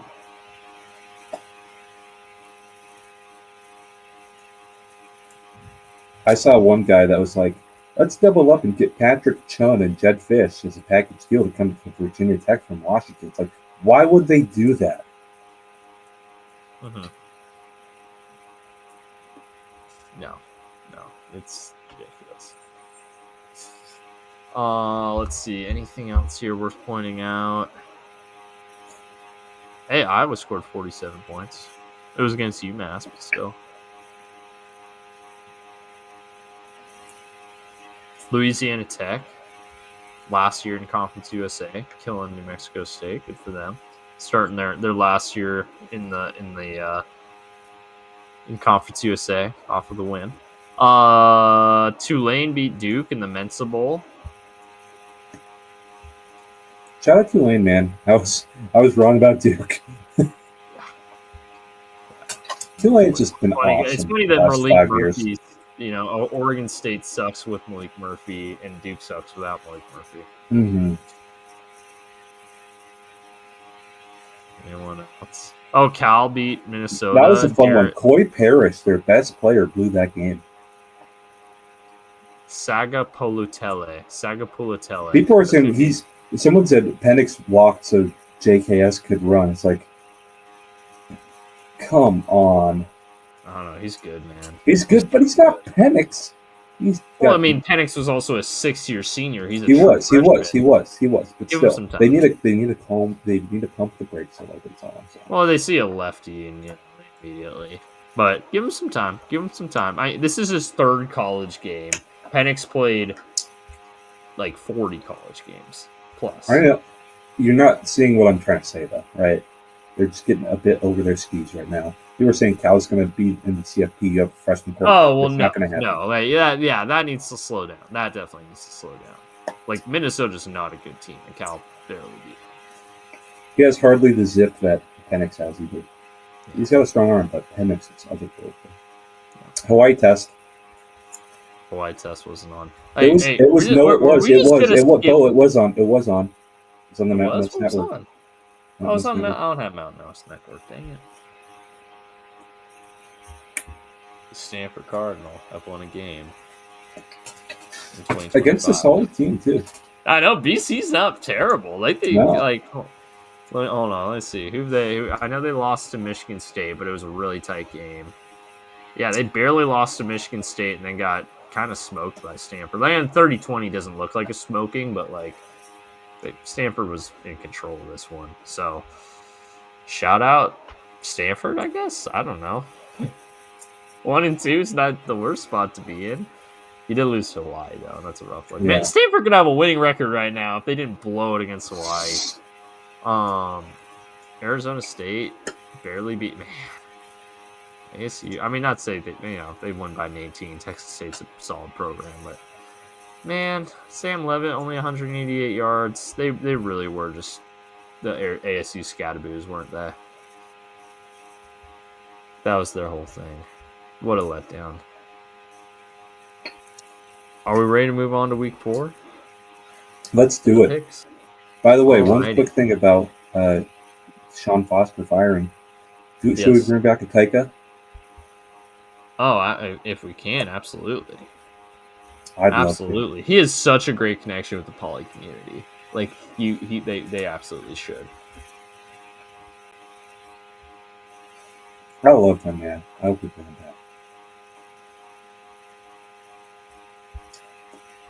So, honestly, I could see Matt Entz taking that job.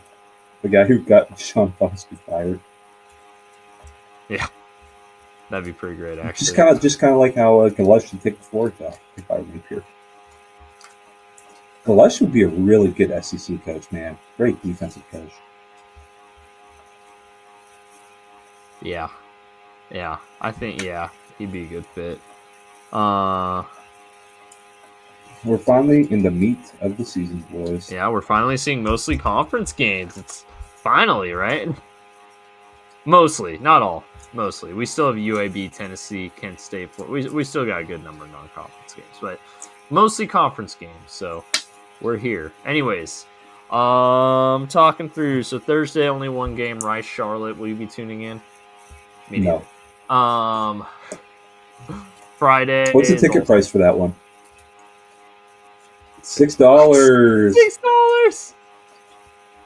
That's crazy. Hey, at Jerry Richardson Stadium, man. Tulsa, OK State. Tulsa might win on it. I know it's OK State minus 11.5. But how bad is Tulsa, actually? Before I say that, how bad? I don't think they're a very good program. They're not, but they 1-2. Who have they lost to? Oh, they lost to New Mexico State. Never mind. Okay, I take it back. I was starting to say Tulsa Well, Tulsa might pull the upset because of how bad OSU is right now, but no. I'll just come back next Tuesday and Tulsa won. Iowa Rutgers. Man, a little Big Ten action on Friday night. Big Ten after dark. Big Ten after dark. That's right. Oh, it's 5 p.m. Oh, yeah.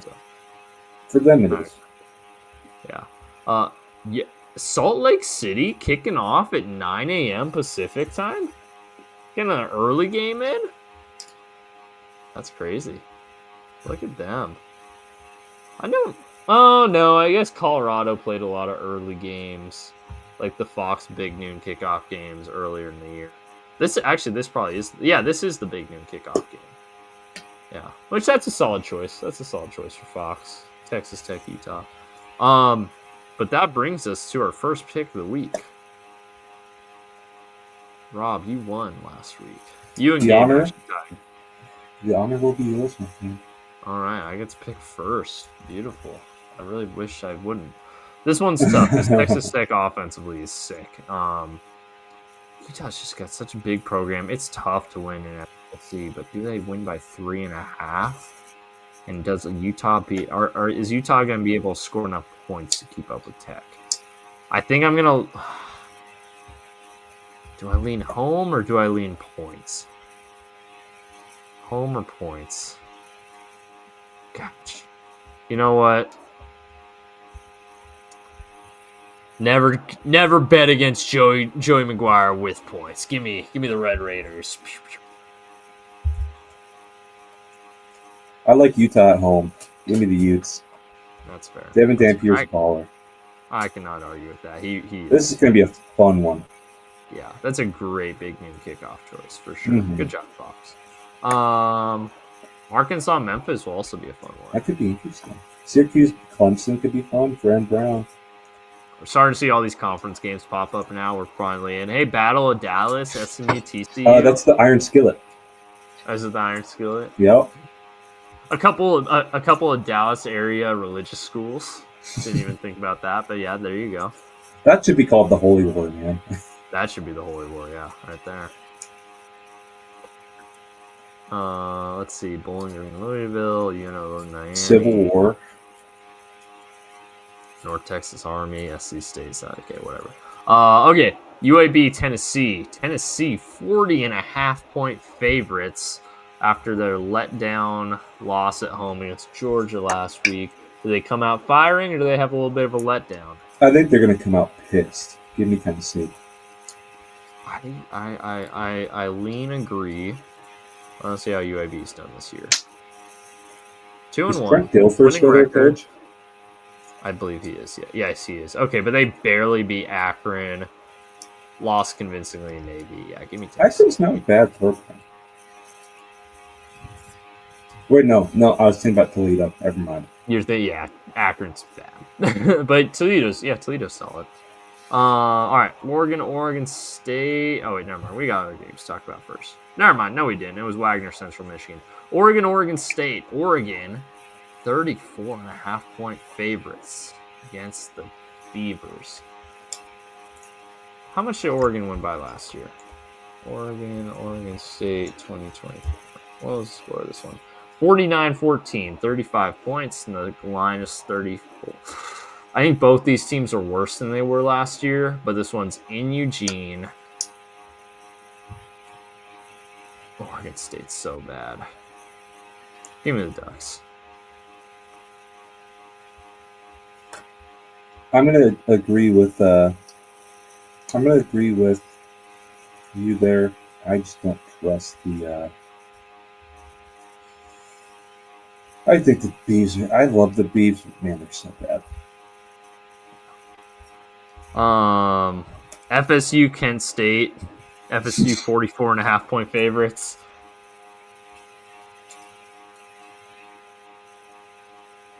You're up. Oh, my bad. Very good. Yeah, no, this one's very easy. Very easy. FSU, because if anyone ever picks Kent State, I'm sorry, but you are not good at this whole picking college football games thing. Kent State's awful. I can't believe this is a smaller line than Texas Tech had against Kent State a couple weeks ago. I guess Kent State did cover, actually, last time we called it one of their games. This line was 48.5, and they lost by 48. Anyways, I think FSU is better than Texas Tech, so give me the Noles there. Oklahoma Auburn. Oklahoma at home, 6.5-point favorites. This one's interesting. Oklahoma's a good team, man. Auburn, I like a lot of the talent they've assembled on both sides of the football. Do you trust the huge freeze? Auburn's they got a talented team, man. 6.5's not a ton, though. And Oklahoma, Michigan had a talented team, and Oklahoma took it to them at home. Yeah, this one being in Norman, I'm going to take the Sooners. I've told you I'm a big Mateer and big Sooner guy. I'm really high on them this year. I think it's going to be really good. Ole Miss, Tulane. Ole Miss, 11.5-point home favorites over the Green Wave.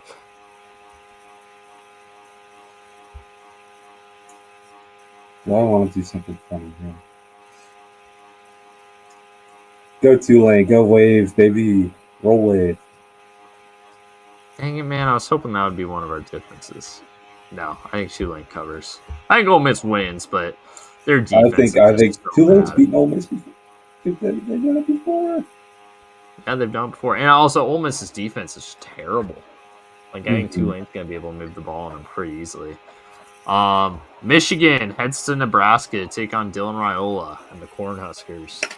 I sound like a Fox intro there. Michigan Wolverines go.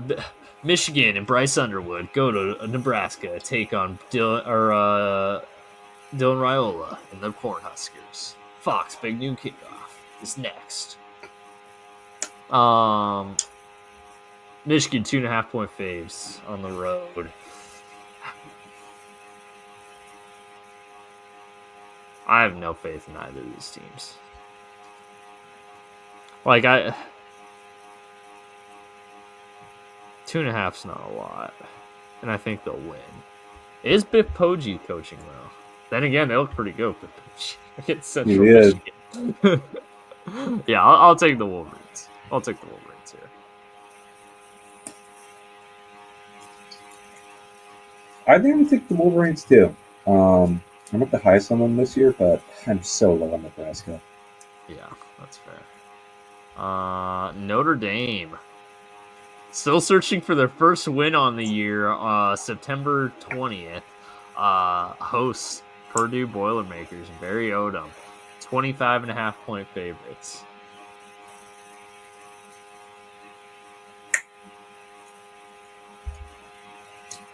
I think Notre Dame's going to come out mad. I'm gonna take the Golden Domers here. 100%. Now they're looking for a win. So pissed. They're gonna be so pissed.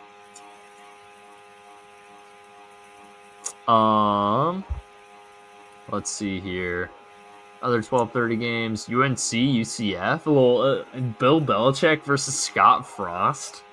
That's awesome. Hey, in 2017, that would have really excited some people. JMU Liberty, Troy Buffalo, Duke NC State. There we go. Little tobacco trail rivalry right there. All right, back to ranked games. Georgia Tech Temple. Georgia Tech 23.5-point favorites over the Owls. Give me the Yellow Jackets. I think they've got something there, and I think Temple stinks. Is your thing Stingham? Is it should be Stingham? Is it Stingham? It should be. If it is, if it isn't, it should be Stingham, baby. There we go. Let's see. We got other games in that window. Idaho. Shout out. Thomas Ford. Shout out T Ford. I almost called him Tracy Ford. That's his brother. Shout out T Ford. Everyone loves Thomas Ford, man. Everyone loves Thomas Ford. Everybody loves Thomas Ford. He's the guy. He's awesome. They're going to San Jose State. That could be fun. That could be a fun game. Idaho's competitive, man. Idaho's a solid team, a solid squad. West Virginia, Kansas, little Big 12 game there. Duquesne, Arkansas, or Duquesne, Akron. Okay, nothing there. South Carolina, Mizzou. First game without Lenore Sellers. They have to go to Mizzou. Mizzou's 10.5-point favorites. Who you got? Oh, thank God. I thought that was 18.5. Okay. Give me Mizzou. Yeah, give me Mizzou. If it was 8.5, it's like, that's way too much for a conference game. Yeah, but it's also South Carolina's backup quarterback. You have to remember that, too. I might have still taken Mizzou. At 18? At home? Against SC's backup? Yeah.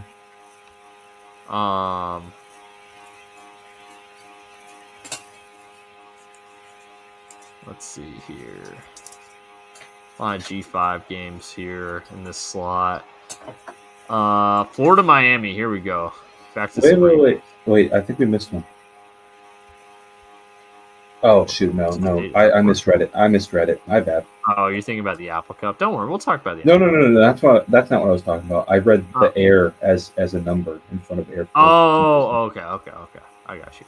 No, Florida, Miami next up here. Miami 7.5-point favorites. They're just on a tear right now, man. They're playing really, really good football. Ruben Bain, just awesome. Definitely going for that Bednarik award. Yeah, give me the Canes covering this one. Yeah, I got the Canes as well. Caniac combo, please. No, are we only gonna have one difference? Really? Oof. It's still early. Illinois, Indiana. Here you go. Here's one. This would be Indiana, one that 5.5-point favorites. Indiana 5.5-point favorites at home over a team that's 10 spots ahead of them in the rankings. That's interesting. Give me the Illinois. We're not gonna have any differences. This is crazy. I also agree. I think the Illinois get this one. This is not the week for me to make a comeback, I guess. I'm only how much am I down for you on this? Okay, I'm only down 2 on the season. Yeah, I'm only down 2 on the whole season. I'll be fine. Get used to that. You're there. You're behind me most of the year. Get used to that. All right. Here we go. Back to. Man, I really thought you were gonna pick Indiana in that one. I don't like Mendoza a lot more than I don't like Altmaier. Altmaier, I guess that's true. All right, Vandy's I really don't like Mendoza. Yeah, Vandy's 27.5-point favorites against Georgia State. I need to see how they lost to them last year. They did. That's why I'm checking how they've started this. Ooh, they got killed by Ole Miss. I remember that. Got killed by Memphis, but not by 22 or by 22. Beat Murray State, which doesn't really. I didn't know they had a football team. Yeah.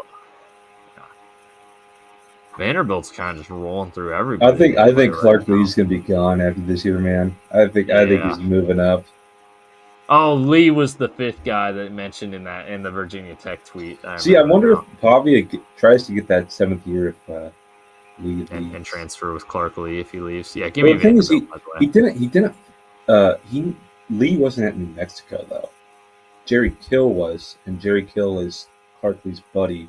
Jerry Kill stepped down and then became an analyst for Vandy, and that's why Pavia followed. It was New Mexico State. I'm thinking Vandy as well. They're going to be pissed off. Yeah.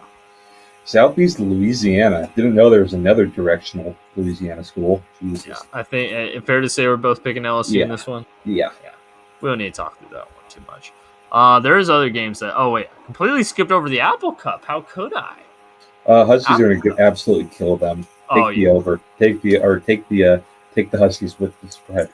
20.5 isn't enough. Yeah, they're out for blood after last year. Oh yeah. Stanford. And now, granted, obviously, Wazoo's lost a lot in that year, so hardly the same team even. But it doesn't matter. All that matters is the name on the front of the jersey, not the name on the back. Yep. So Washington's gonna be out for blood. Stanford, Virginia's gonna be fun. Oh, ASU, Baylor. That's gonna be hold on. Stanford, Virginia also has an academic decathlon that day. That's gonna be probably way more fun to watch. Academic decathlon, Happy Gilmore style. Yeah, exactly. Or no, I that's Billy choose. Madison. Billy Madison. Oh, whoops! Oh my God! I Jeez. choose business ethics. You know what AC movie I Baylor's saw for gonna the be fun. first time? Finally, I've been told to watch for many, many years. What's that? I'd never seen Tropic Thunder. You've never? Oh my gosh, that's a It was classic. great. It was awesome. Great movie. Classic Ben Stiller What do you comedy. mean, you people? You know, and I feel there's this divide, I think, as far as like there's the Adam Sandler comedy and there's the Will Ferrell comedy. There's not enough love for the Ben Stiller comedy. Oh, Ben absolutely. Stiller very underrated as far as Better, like better than 2000 better, better than better than Sandler and Farrell. Maybe not Farrell, but Sandler for sure. Farrell had some classics, man. But I think his body of work's better than Sandler. I don't know if I he's made think anything here's what as I'll say. con. Here's what I'll say. Stiller's movies are just better. He's a better. He makes That's better true. movies. That is definitely true. Yeah, I think Will Ferrell's made some solid movies. I think Adam Sandler movies, other than like Billy Madison, Happy Gilmore, and The Water Boy, Grown I Ups. think the quality is pretty low on Grown Ups those. is pretty good. Grown Up's pretty good too. But yeah, I agree. Like Jack and Jill, probably one of the worst Yeah, movies. horrible. All the Netflix originals he was making in like the mid 2010s, Yeah. just Do you ever really see bad. Big Daddy? I did. Big Daddy's okay. It ages pretty bad. It's not as funny as it was when I was a kid. Then you have Click. Blended's pretty good. Blended's pretty. You ever see Blended? I have not seen Blended. No. That's a good one. That's a good one. Yeah. But hey, I think I've said this story before, but on one season of Survivor, an advanced screening of Jack and Jill at like a makeshift movie theater was a reward challenge, and you could see they're like panning to the players' faces on the group that won the reward, and they weren't laughing at all. Jack and Jill is one of the worst movies I've ever seen. I've never seen it. I just know it's terrible. I've heard it's terrible, horrible. and I'm okay with that. I'm okay with never watching it. Yeah, no, you're not missing anything. What I was gonna say, but yeah, Ben Stiller comedies are very Zoolander. Yeah, and I mean Zoolander's Zoolander's honestly Zoolander 2 was great. You ever? I've never seen Zoolander 2, but I will say Zoolander 1 is just like probably one of the most underrated 2000s comedies. Oh, absolutely. As far as it doesn't get talked about. I love the. What is this? A center for ants. Yep. Well, I believe, if I remember correctly, I'm pretty sure like there were scenes in the Derek Zoolander Center for Children That Don't Read Good. There's like scenes in that. There's some really good stuff in that one. Just an awesome movie. Oh yeah. Dodgeball, another Ben Stiller classic from that. Well, era. yeah, but it's more of a what's his name? Vince Vaughn. Well, yeah, but Vince Vaughn is kind of part of his crew. So when I say like he's got a crew, I think the Vince Vaughn, Ben Stiller, Owen Wilson crew is a much better crew than the Frat Pack. That's the Adam Sandler. Oh yeah, the Adam Kevin Sandler James crew's made some absolute stinkers. Does. If it's Owen Wilson, Vince Vaughn, Ben Stiller, I know it's gonna be a pretty good movie. Yeah, that'll hold up. Not as raunchy. Yeah, not quite as raunchy. And that's the funny thing, because I mean, obviously, like Wedding Crashers is very raunchy, but I think as a whole, like Meet the Parents, like those sorts of movies are not as they're just better written. Their comedy doesn't need raunch. Yeah, it's well written comedy. Have you ever seen the movie The Internship? It's when Owen Wilson and Vince Vaughn become interns at Google. I have not. That's a really good one. That's a really good one. I love that movie. Yeah, I was on a bit of a. No, go ahead. No, I was gonna say I think it's funny about the Will Ferrell crew with like John C. Reilly and all those guys. I think the Elf has kind of like desensitized people to Will Ferrell, but like Step Brothers, Talladega Nights, like movies like that. Anchorman. Oh, Anchorman. Don't get me wrong, but like you watch those and you're like, oh wow. Yeah. I mean, I feel like Elf made me think of Will Ferrell as kind of like the nice, innocent comedian. When no, he's got some he's got some crazy jokes in some of those movies, man. Oh yeah. He might be the Oh, yeah. raunchiest of all of them, but you just Anchorman, for forget sure. about it because of Elf. Oh yeah. No, I like. I was on a bit of a Melissa McCarthy kick in like the 2010s. Those were some good ones in there. Tammy was awful though. Tammy was really bad. Yeah. Was it Bridesmaids? Bridesmaids, excellent. That's a great one. You ever see the Ed Helms Vacation? Like I the did. It was. I loved it. I loved it. Really? I didn't think it was that good. I liked it a lot. I really liked it. Fair enough. I thought he did a really good job. I think he did a good job. I just think it's hard to live up to. Oh, it's incredible. I mean, it was in a very different direction. Yes, definitely. Yeah, no, I don't think of it in the same franchise. Yeah, I think it's kind of it's like a soft reboot. Yes. I love their like car, all the weird buttons. That was a good one. Yeah. Man, we just went on like a 5-minute spiel about 2000s comic actors. That was awesome. Oh yeah, Jack Black. Didn't you invent Jack? Oh, Jack Black. Jack Black's kind of part of the. No, he's his own group. Jack Black's he's kind of his own. The younger generation. Yeah, and he'd because he was in Tropic Thunder. He was. So he would get involved. He was a huge star in the 2000s School of Rock. Yeah, School of Rock. He kind of didn't really have a crew. He was kind of his own guy. He was. So Jack Black, the guy who wrote School of Rock, and the guy who played Ned Schneebly. Mike White. He also wrote White Lotus. I never watched it though, but I just know. Yeah. He played on Survivor. He played on Survivor and got second place about probably 5 years ago. And he got second place because he already had millions of dollars. So there's the final tribal council where the finalists kind of plead their case. And he showed up drunk to it because they give him like champagne on the last day. He showed up drunk and didn't give a fuck. And I don't think he wins, but he probably could have made it closer. Yeah. He was very funny in this season. He was great. Right.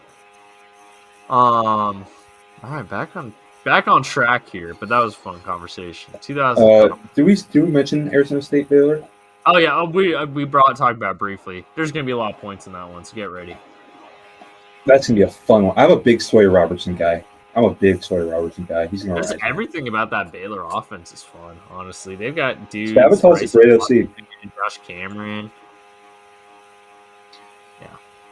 All right, Texas, Sam Houston. Texas. Or LSU. Oh wait, no, Southeast Louisiana. LSU. We already picked it. Oh, that's right, we did.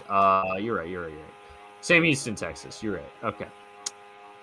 Texas 40.5-point favorites. How's Sam Houston doing this year? I know they did better last year. How are they looking? Oh, and ooh.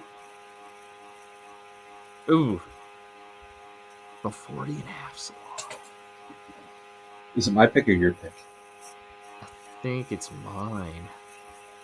Yeah, it's mine. 40.5's a lot.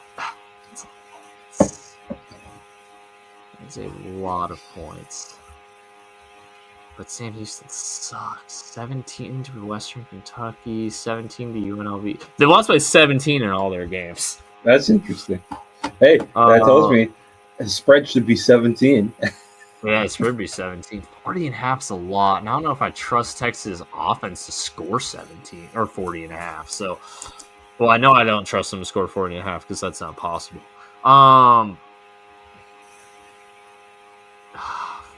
Frick. All right, I'm gonna regret it, I'm sure, but give me Sam Houston. Same. I'm boring. Really? Okay.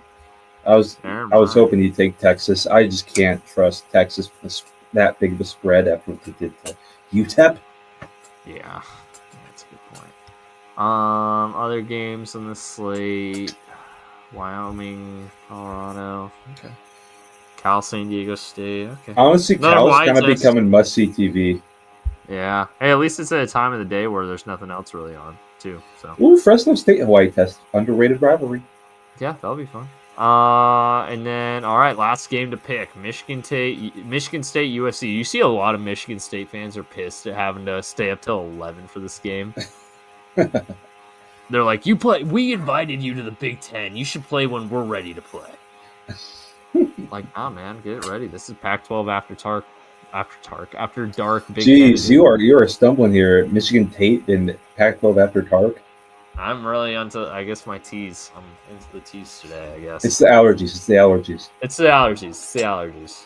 It's the Joe Burrow injury. It's throwing me off on everything.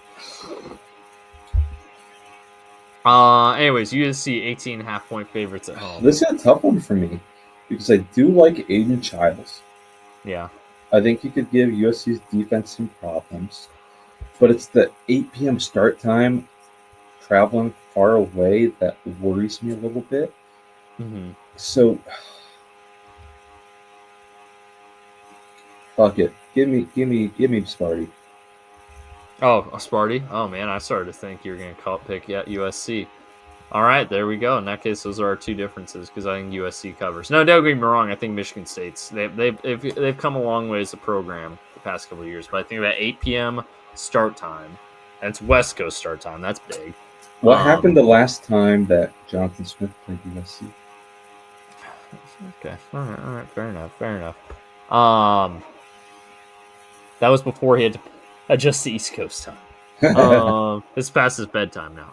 That's a 3-hour time difference. Like That's we talked a little bit about earlier, USC at home is definitely better than they are on the road. If this game was in East Lansing, I'd be picking Spartan, no question. Yeah, me too. Also, I just realized this game's Spartans versus Trojans. A little Trojan War. Trojan War, yeah. Not technically, I guess Trojan War was Trojans versus just Greeks in general, but there were Spartans involved there. Sparta's in the coalition. Yeah, exactly. No, that should be the rivalry name for that one. No, the Trojan War. Oh, that'd be sick. Now that they're in the same conference, I know. Anyways, also, I know we need to talk about this real fast. Totally off topic, but why would any team name themselves the Trojans when they lost? When they lost the only war they're known for? That's just stupid. Spartans, I guess. Spartans are cool. But... Want to hear some fun lore? Yeah. So I went to Tillicum Middle School. Tillicum. You're the Tillicum Tigers. But one thing I learned is in like the 2000s, they rebranded. They used to be the Trojans. The Tillicum Trojans. No. Yeah. Yep, that's real. That was a good choice by them. That was a really good choice. Good awareness. I bet it was like the students voted for their mascot name. Good awareness on that change. That's good. Good on them. I think it took them a bit too long. They probably should have never gone with the Trojans. Because again, why would you name yourself? Friend of the pod, Russell. I'm pretty sure he was the Tillicum Trojan. Yeah. He might have been a Tiger. I'm not sure. But he went to Tillicum. Yeah. Actually, you know what's funny? I literally just went on this whole spiel about why would any team call themselves the Trojans when they lost the only war they're involved in. Ole Miss is called the Rebels. So. Nice. They've done it before. All right. Well, we got one more game to pick here. Miami Buffalo. Thursday Night Football. Spread, I've not even put in yet because it's going to be massive. Right now, it's 12.5. That seems realistic. You won last week barely. Again, you beat me by 1 in back. Look at that! I started off great and then tailed off. Yeah. I got back on you actually. The late window with Denver and the Chargers saved. I know. But anyways, or I should if I used my brain instead of my heart in the Chargers, though. Yeah. Anyways, let me fix this line here because I just realized it's wonky. Okay. So you get to pick. Who's picking first, me or you? I will pick first. All right. Buffalo hosting Miami, 12.5-point favorites. I'm going to take the Buffalo. Or the Bills. It's late. See, I've been stumbling over my words today too because at the end of practice when I was calling guys in for extra conditioning, I said for some reason I said the wrong names of guys who weren't even supposed to do that, and they're all confused. I was like, "Oh, that's my bad," because it was hot today. So I was like, maybe I had heat stroke. I was nice today because we got moved to the baseball field because it was middle school, or it was JV soccer at a game. So stupid. So I only made him run a pole. That's good. That was nice. That was nice. That's good. But yeah, they're freezing into September. Going up north. Yeah. Yeah, Buffalo as well, because Miami sucks and Buffalo very much does not suck. And this game's in Buffalo. Yeah, no. Give me the Bills here. All right, my friend. Is that it? Is that everything we're? I think that's discuss? it. Apple Cup picks. Right. Apple Cup picks. We don't have to write it down. Cup picks. Do they cover or not? 20.5. Yes, they cover. They dominate. Agreed. They dominate. Alrighty. Well, that is it for this edition of the West Coast Draft Podcast. I can't wait till Jake Browning posts about the Apple Cup because he always does every year. But hey, don't be posting about it instead of watching film. Jake. Come on, Jake. Lock in. You got to beat the Vikings on. Actually, you know, we'll talk about this on Thursday, I guess. But it's funny that every time that Jake Browning starts for the Bengals, they always play the Jags and the Vikings. That's so funny. It's just weird. It's just a weird coincidence. The Jags hate him. Like, he's genuinely, like, he comes on he sucks against the Steelers, but he always beats the Jags. Is he a Jag killer? Like, he's the Jag killer. He's the Jag killer. Jake the Jag killer. All right. Well, like I said, that is it for this edition of the West Coast Draft Podcast. Tune in Thursday as I cry live on the pod. And it will be woohoo! All right, closing thoughts, Mr. Jokinen.